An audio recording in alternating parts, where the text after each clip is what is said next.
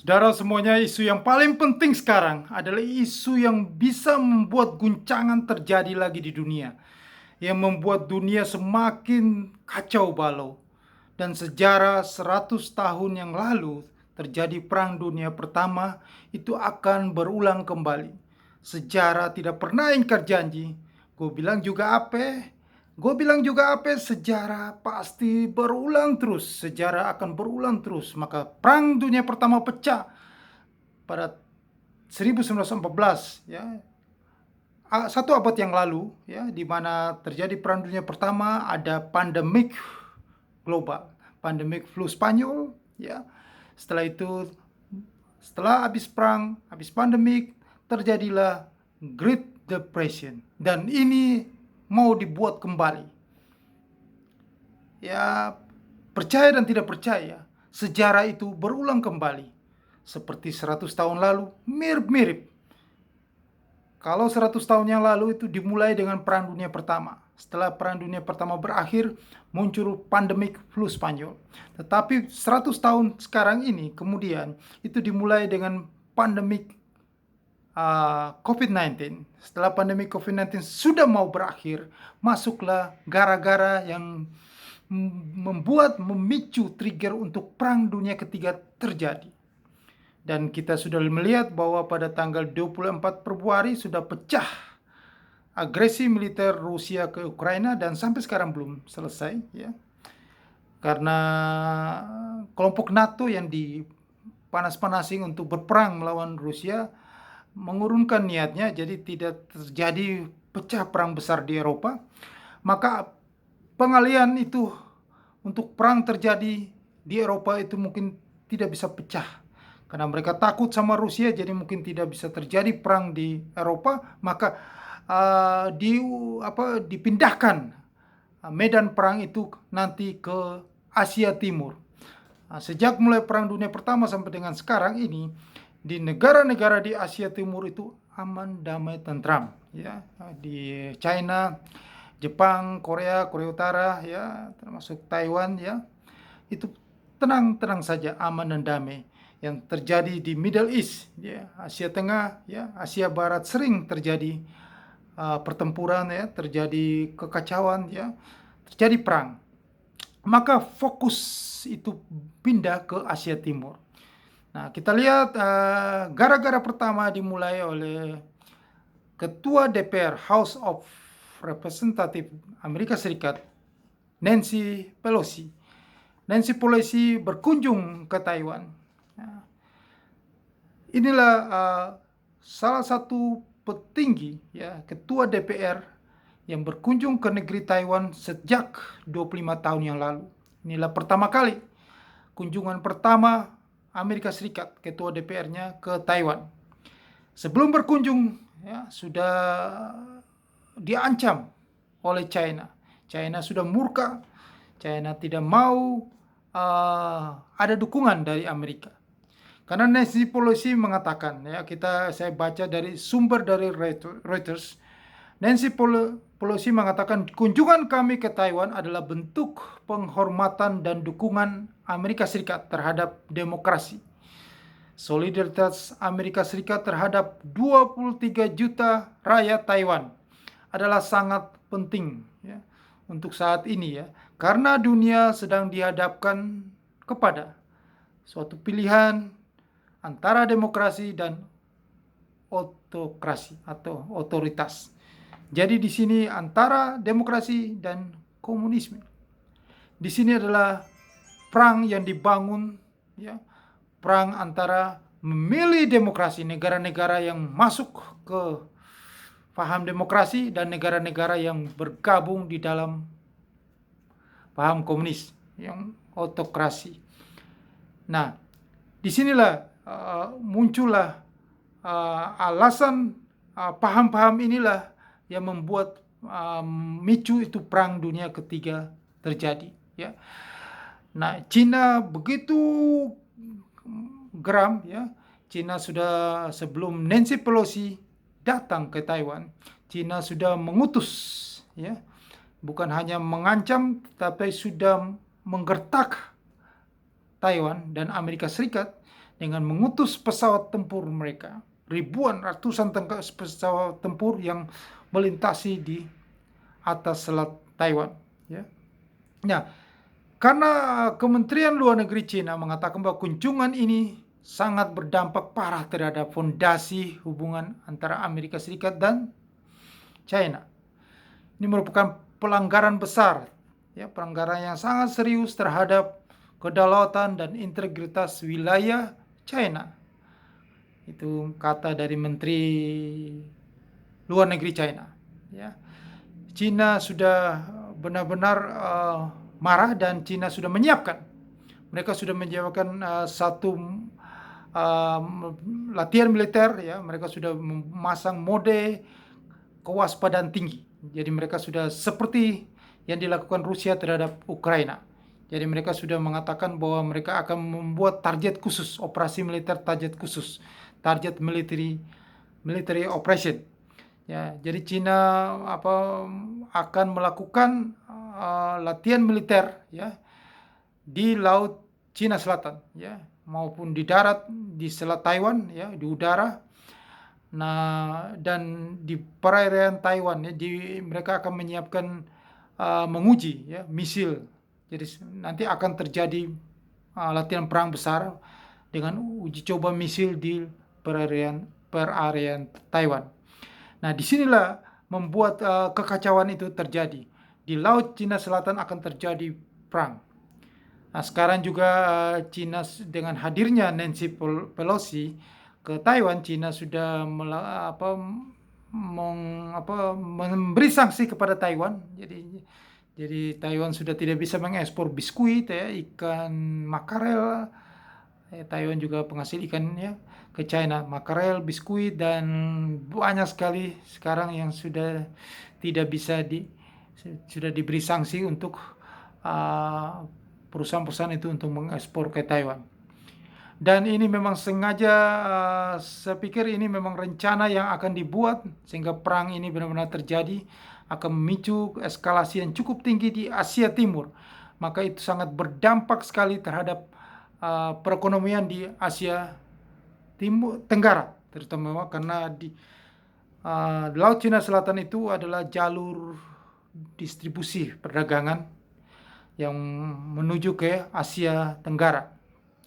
Sangat mengganggu dan inilah akan membuat kelangkaan juga rantai pasok ke Asia Tenggara dan membuat inflasi yang terjadi. Yang pasti bahwa sangat berdampak dengan ekonomi di negara Indonesia ini. Kita nanti ini hari tanggal 3, maka hari Jumat nanti ada laporan yang akan dirilis, ya, tentang produk domestik bruto, tentang tingkat ekonomi Indonesia. Dan sebelum itu dirilis, saya sudah bisa memprediksi bahwa jika inflasi bulan Juli sudah tinggi, maka PDB bulan Juli juga pasti akan menurun di bawah ekspektasi. Maka indeks harga saham gabungan pasti anjlok turun pada hari Kamis besok atau Jumat nanti. Itu sudah bisa dipastikan. Dan dengan keadaan Nancy Pelosi datang ke Taiwan dan China sudah menyiapkan latihan militer, ya, kewaspadaan tinggi, target military operation, dan mereka akan menguji coba misil di perairan Taiwan.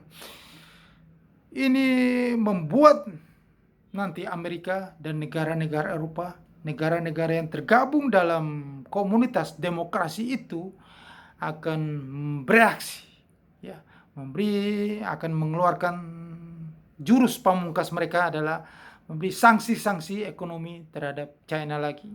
Dan inilah akhirnya jika China terpancing dengan emosi ini, China menyerang Taiwan, maka mereka akan memberi sanksi kepada China. Maka cita-cita mereka, tujuan target mereka untuk menenggelamkan ekonomi China seperti Rusia yang mereka sudah buat, dan Rusia sudah di dalam resesi, sudah bertekuk lutut itu, mereka akan buat lagi kepada China. Dan jika itu terjadi, sanksi-sanksi dari Eropa, Amerika, negara-negara komunitas demokrasi itu membuat ekonomi Cina mulai terpuruk dengan sanksi-sanksi itu. Akhirnya mereka lah yang menang dan US dollar itu akan naik terus, semakin tinggi-tingginya, dan surat utang Amerika Serikat yang sekarang lagi benar-benar Amerika Serikat lagi menggalakkan ekspor obligasinya ini sukses, bisa menjadi sukses di pasaran tahun ini dan tahun 2023. Dan suku bunga Amerika nanti, karena pasti dengan terjadi eskalasi yang cukup tinggi, potensi perang dunia ketiga. Jadi kalau Cina sudah menyerang Taiwan, berarti itu sah perang dunia ketiga terjadi di tahun 2022 ini. Seperti konten-konten yang sudah tahun lalu saya sudah mengatakan bahwa akan terjadi. Ya, setelah Rusia menyerang Ukraina, saya langsung mengetuk palu bahwa akan terjadi perang dunia ketiga tahun ini, dan itu terjadi. Dan sebentar lagi itu sudah di depan mata. Cina akan menyerbu Taiwan dengan alasan menguji misil di perairan Taiwan. Itu tandanya sama seperti Rusia yang menyerang Ukraina dengan alasan latihan militer. Seperti itu yang dilakukan. Dan itu akan terjadi perang dunia ketiga. Maka siap-siaplah bulan Oktober adalah kehancuran pasar keuangan terbesar di dunia. Dan indeks harga saham, kita tidak bicara Amerika sudah pasti ambruk, di seluruh dunia pasar saham akan turun. Dan indeks harga saham gabungan Bursa Efek Indonesia, seperti yang sudah saya buat konten, saya tulis gede-gede, 3.588 itu akan menyentuh level itu. Hari Jumat ini sudah jatuh dalam. Anda boleh percaya PDB kita negatif, jelek turun, maka indeks IHSG akan jatuh dalam. Dan GoTo sudah 100 levelnya dan akan menuju ke 50. Nah, ini yang saya kasih tahu bahwa kepada Anda semuanya supaya Anda mempersiapkan diri untuk terjadi perang dunia ketiga. Bukan di tahun depan, tetapi tahun 2022. Di tahun macan air ini akan terjadi perang dunia ketiga. Bulan Maret, konten saya mengatakan perang dunia ketiga terjadi tahun ini. Maka sah, gue bilang juga apa? Tahun ini perang dunia ketiga terjadi. Tinggal beberapa hari lagi, Cina akan menyerbu Taiwan. Akan terjadi latihan militer yang cukup intens di Laut Cina Selatan akan membara. Jadi Anda siap-siap memborong US dollar. US dollar akan semakin perkasa naik tinggi. Setelah itu kembali harga minyak akan naik tinggi lagi.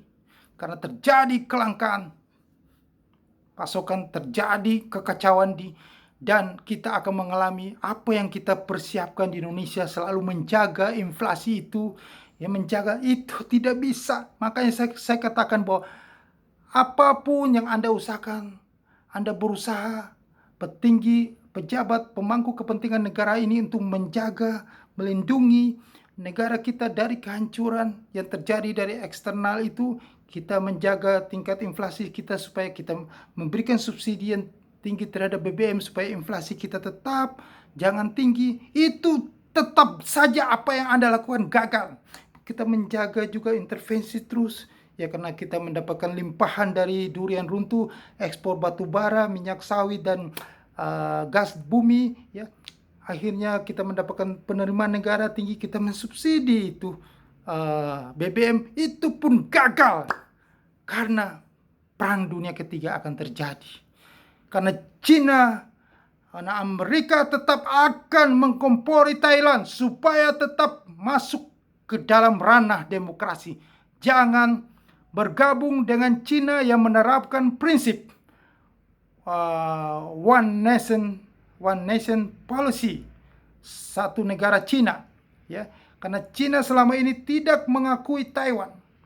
Dia selalu menganggap Taiwan itu, negara 23 juta penduduk itu, adalah bagian dari salah satu provinsi mereka. Sampai detik ini, sejak Chiang Kai-shek, ya, keluar dari Taiwan, sampai sekarang mereka mengatakan bahwa itu adalah bagian dari Cina yang di Pulau Formosa itu. Padahal itu sudah menjadi bagian negara sendiri, demokrasi. Nah, inilah dimanfaatkan oleh Amerika Serikat dan negara-negara demokrasi Uni Eropa untuk membela Taiwan, dan terjadilah perpecahan. Perang Dunia Ketiga terjadi di tahun 2022 ini. Tidak akan lama lagi, sudah di depan mata. Anda persiapkan diri Anda. Ini memang dengan terjadi eskalasi perang, potensi perang dunia ketiga terjadi, maka ingat, US dollar itu akan semakin menguat terus. Jadi apa yang diramalkan, diprediksi semua orang bahwa US dollar akan runtuh, itu tidak terjadi. Dengan kondisi seperti ini, maka US dollar akan semakin kuat. Apa yang di obligasi Amerika Serikat, ekspor utama Amerika Serikat itu akan diburu oleh semua orang.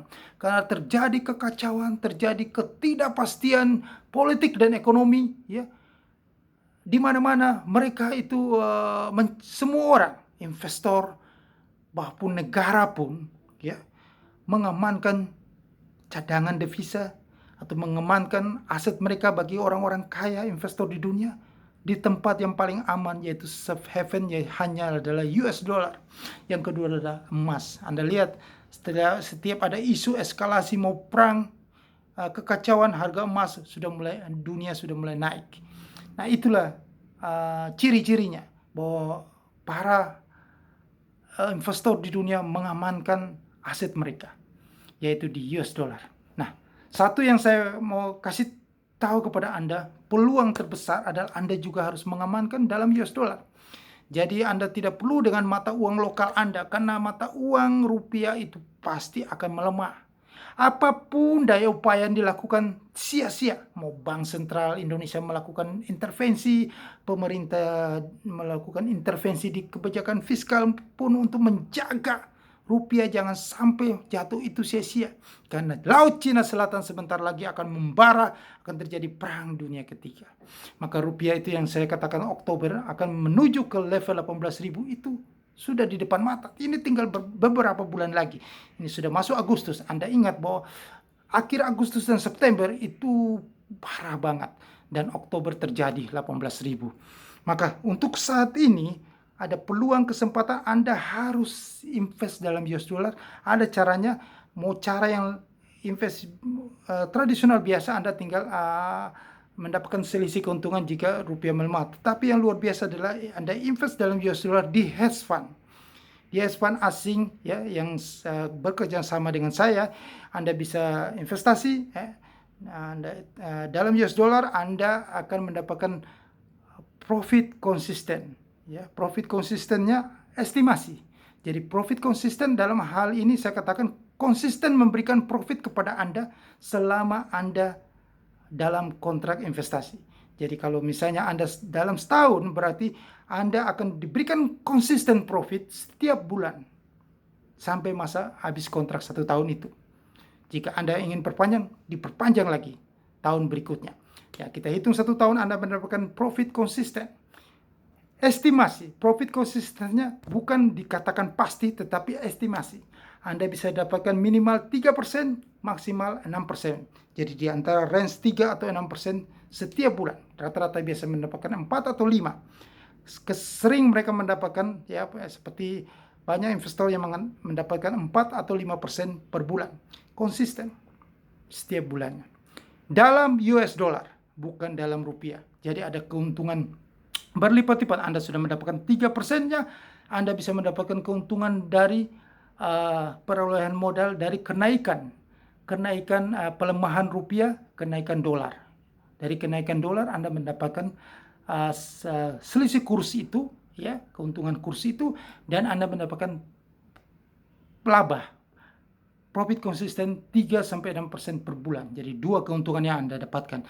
Semuanya dalam US dollar. Jadi di tahun-tahun kondisi resesi dunia, tahun perang dunia, tahun kekacauan dunia ini, US dollar yang menguat. Jadi investasinya harus di dalam apa-apa yang berhubungan dengan US dollar. Jangan Anda berinvestasi dengan mata uang lokal, karena mata uang lokal semakin menurun, membuat Anda semakin miskin. US dollar membuat Anda semakin kaya. Jadi saya sarankan Anda ke hedge fund, karena hedge fund ini dalam US dollar. Keuntungan Anda dalam US dollar dan Anda mendapatkan estimasi 3-6% per bulan. Dan itulah yang akan terjadi nanti di kondisi kekacauan terus, maka bisnis saham itu adalah bisnis paling buruk di dunia. Saham, kripto yang berisiko tinggi Anda tinggalkan, Anda masuk ke hedging. Bisnis lindung nilai itu adalah di futures trading, hedge fund. Nah, selain itu, karena itulah saya selalu mengatakan apakah itulah bisnis yang paling terbaik. Karena Anda bisa di saat kondisi perang menurun, mendapatkan laba, di saat kondisi baik menaik, mendapatkan laba. Fleksibel dimanapun kondisi market, tetap kita akan mendapatkan keuntungan. Itulah di futures trading. Untuk lebih jelasnya Anda bisa email saya. Saya juga sertakan link broker juga kalau Anda ingin trading, ingin mendapatkan sinyal yang terbaik, saya berikan kepada Anda. Tetapi yang paling utama di sini adalah bagi Anda semua yang awam, sebaiknya Anda harus masuk ke dalam hedge fund. Karena Anda tidak mungkin bisa mengelola transaksi trading itu sendiri.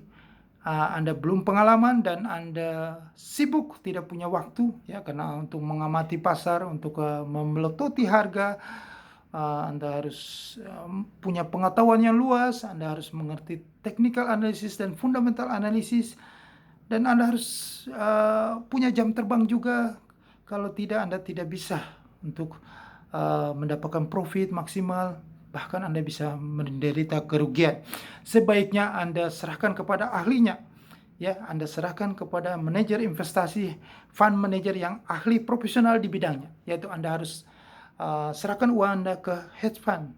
Anda tinggal duduk manis, Anda mendapatkan profit konsisten tiap bulan, estimasi 3-6% per bulan selama masa kontrak Anda. Setahun itu Anda tetap dapatkan terus. Luar biasa dalam US dollar. Jadi keuntungan Anda sudah dapatkan 3-6%, Anda mendapatkan selisih kurs karena dolar akan naik terus.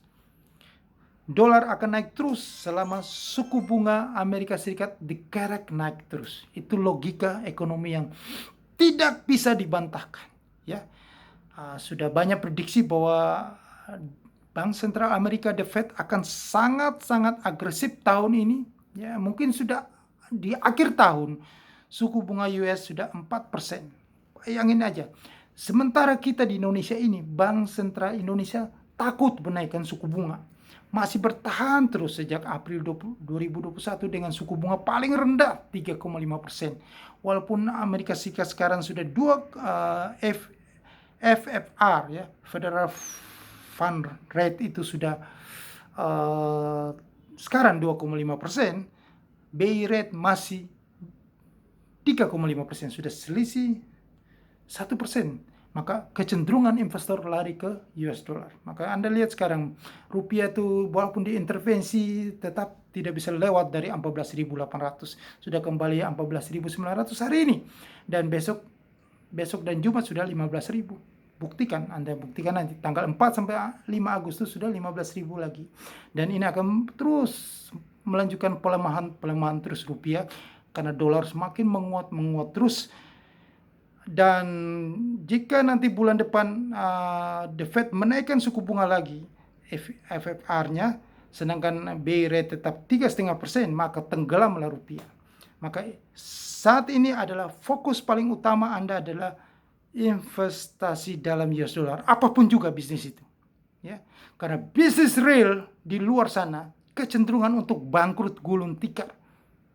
Ya, kalau Anda nggak percaya omongan saya, Anda cek perusahaan-perusahaan besar itu sudah setengah mampus, sudah mau gulung tikar. Maka itu dampaknya akan turun ke bawah. Dampak adalah kekeringan likuiditas. BI rate itu susah mau naikin suku bunga. Dengan keadaan begini mau naikin susah. Jika naikin suku bunga BI rate, maka tambah sengsara rakyat Indonesia, tambah kekeringan likuiditas, perusahaan-perusahaan tambah susah, maka ekonomi kita tambah lesu, maka rupiah semakin melemah. Itu yang akan terjadi nanti.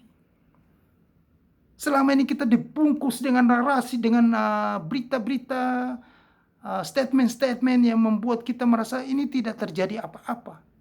Padahal kita ini keropos di dalamnya. Kita dibungkus dengan berita-berita yang bagus saja. Kita keropos, saya kasih tahu. Sejarah pasti berulang kembali. Rupiah itu 18.000, itu sudah pasti. Pasti. Saya katakan pasti, ini secara ilmiah. Kalau ilmiah, itu ilmu pasti. Maka saya katakan ini pasti. Ini pasti. Sudah bisa dipastikan. Percuma saya dari tahun 97 sampai sekarang saya amati. Anda buktikan saya bicara ini. Saya bicara pasti. Kalau ada yang tidak bisa memastikan itu, berarti dia masih ilmu di bawah saya. Kalau orang berilmu, dia bisa memastikan karena secara logika itu masuk. Secara hitungan ekonomi masuk. Kalau orang belum bisa, ya wajarlah. Dia backgroundnya, latar belakangnya apa. Dia tidak bisa, pengalamannya apa, jam terbangnya apa. Kalau orang punya jam terbang tinggi, seperti pilot yang sudah punya jam terbang tinggi, dia bisa manuver di udara dan dia bisa memastikan di level sekian ada berapa awan tinggi. Bisa. Karena dia punya jam terbang. Itu yang saya katakan, kita di sini bukan mengadar, kita punya jam terbang. Saya berarti menjamin pasti. Dan saya sudah mengatakan bahwa perang dunia ketiga terjadi dan ini sudah tanda-tandanya menuju ke sana. Sebelum terjadi saya sudah mengatakan itu. Kita punya intuisi. Intuisi itu bisa didapat dari apa? Dari pengalaman. Makanya Anda harus banyak pengalaman. Beda orang punya pengalaman dan orang hanya baru baca buku. Beda. Dari zaman dulu sampai sekarang selalu orang kalau terima kerja karyawan, dia selalu mencari bukan embel-embel gelarnya saya abrek-abrek orang zaman dulu ya, tapi dicari adalah pengalamannya. Berapa lama dia di bidangnya. Itu yang dicari. Oke? Saya sudah sertakan email saya dan link-link broker semuanya. Apa yang tadi saya katakan itu panjang lebar itu Anda cermati. Dan jika Anda ingin, Anda tertarik, Anda email saya. Harus email saya. Jangan tanyakan di komentar di bawah ini. Ini adalah untuk publik. Anda harus email saya. Masalah bisnis Anda harus email saya. Oke, sukses untuk Anda. Jangan lupa, Anda yang belum subscribe channel YouTube ini, mohon Anda subscribe dan tekan aktivasi notifikasinya. Tekan loncengnya. Viralkan video ini, sukses untuk Anda.